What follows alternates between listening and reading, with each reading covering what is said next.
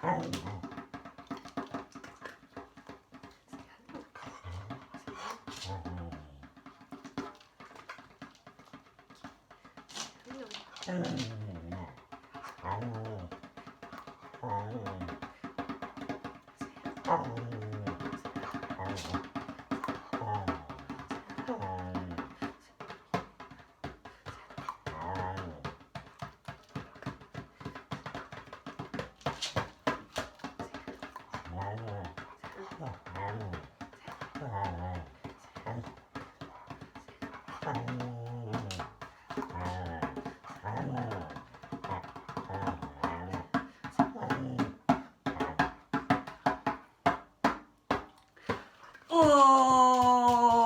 See, the dog is an instrument too. She's our magic dog, and that was kind of like a little speakeasy there, wasn't it?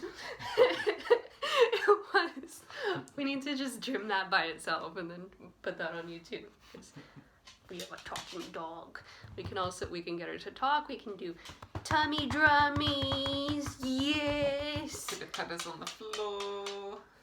See if your dog is okay with it. Of course, you can play and explore with your dog, your pet or your kid. No, I'm just kidding. Kind of. We do. Right. How was that? What did that feel like for you? Yeah, that was fun to utilize a little animal and the little noises of a little animal. And you know, we're all little animals too, basically. I got from that with the combination of the little jungle drums of a fearsome beast, or maybe the young baby of a fearsome beast, and in the forest. Like Simba trying to roar.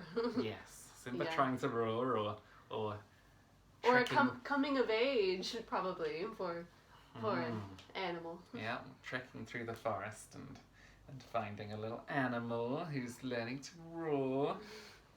Maybe a little bit scary at times, but really they're just cute.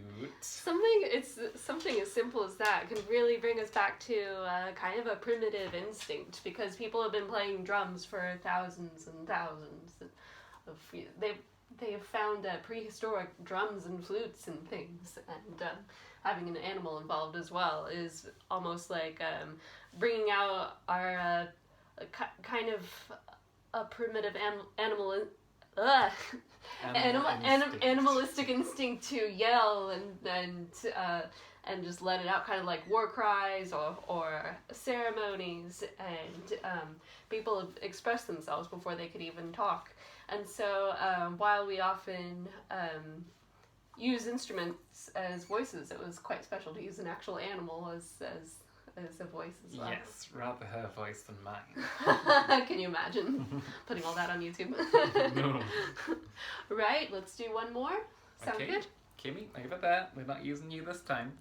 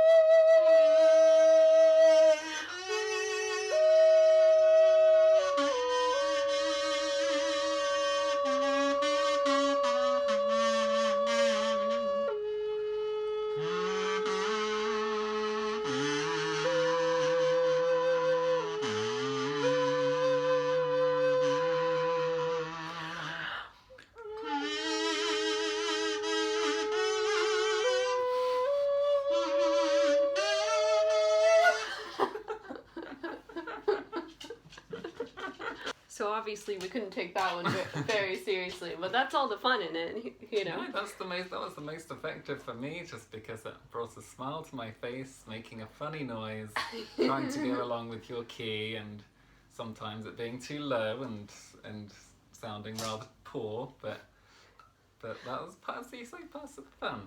Well, a lot of it is about seeing how well we cooperate as well. Usually it's a lot easier for one person to be on the drum or have a certain framework going between 1 and 5 and 1 and 5. And we both had pitched instruments and we were both kind of doing our own thing. And often when we try that in improvisation, is to see where that goes and if you ever synchronize and if it turns into a synchronization or if it turns into kind of a call and response.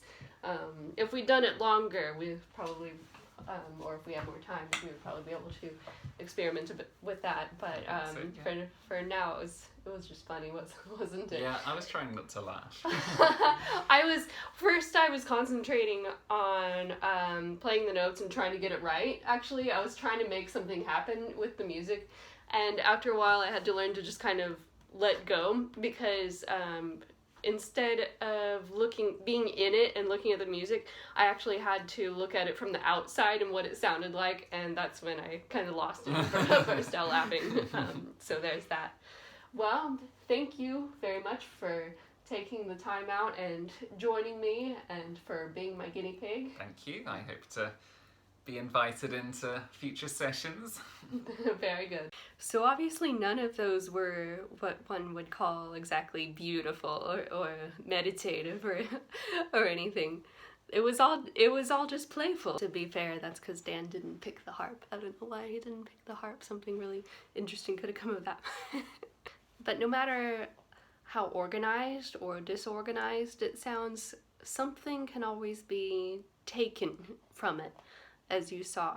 Even when we used an animal. No animals were harmed in the process, of course. She got plenty of treats. But those 3 demonstrations there were actually kind of worst case scenario. I'm kind of glad I'm showing those to you. We all know what professional music sounds like, or what meditation or relaxation to harp music sounds like. The thing about using music as a means of play, or an artistic medium, if you will, is it makes us react. Music makes us have a strong reaction in some way. If it's really bad, you're like, oh, make it stop. I'm getting panic. If it's really good, then it obviously affects you in a really good way. Sometimes it makes you want to move. Sometimes it triggers a memory. But what happens when you want to play with it yourself? How do you respond to it, and how can you work with that? Furthermore, how can you bring that into your life outside of the session? That's when we go over different types of coping skills. Right, so this was episode 7, I believe, and I've been doing this as a quarantine project because I can't do actual music therapy right now. I can't go and visit people. And as a result, I'm starting to run out of ideas. But if you will, if there's anything you'd like to see, or anything you'd like to see me experiment with or talk about, please let me know. Send me a message or say so in the comments. Until then, hope to see you next week.